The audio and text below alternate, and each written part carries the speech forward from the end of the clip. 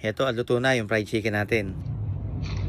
Isang buong manok na tumitimbang ng 1.5 kilos. At syempre, bago natin magawang fried chicken to, gagawin muna natin yung unang first step. Bali, hiniwa-hiwa lang muna natin yung manok ng 10 parte. 4 sa bandang thigh parts at 6 naman sa bandang breast part. Kasama yung pakpak. Bali, yung gagamitin nating mga recipe o yung mga ingredients na gagamitin natin dito ay makikita lang naman sa bahay. At hindi na natin kailangan pang maghanap ng kung ano-ano pa. Bali, gagawa muna ako dito ng brine solution. Mainit na tubig, isang kutsarang asin, naglagay din ako dito ng konting asukal pambalanse, bawang, naglagay din ako ng paminta. Hinalo-halo ko lang hanggang sa mainit yung tubig at ngayon naman ay natunaw na, nilagyan naman natin ng tubig na malamig o yung normal na water lang. At saka ko naman ibababad itong manok. Para maganda yung talab nito, pwede nating i-overnight ito sa rep. Pero kung medyo kulang ka sa oras, pwede naman kahit 1 oras hanggang 2 oras. Habang nakababad naman yung manok, gagawa naman ako dito ng breading mix. 1 kalahating cup ng all-purpose flour at 1/4 cup ng cornstarch. Para naman sa mga ilalagay natin panimpla, maglalagay ako dito ng paminta, garlic powder at maglalagay din ako dito ng ginisa. Kagaya nga sabi ko kanina, kung ano na lang yung meron ako rito, yun na lang yung aking gagamitin. Pagkalipas ng mga 1 oras, hinango ko na itong mga nakababad na manok. Na kahit papano naman,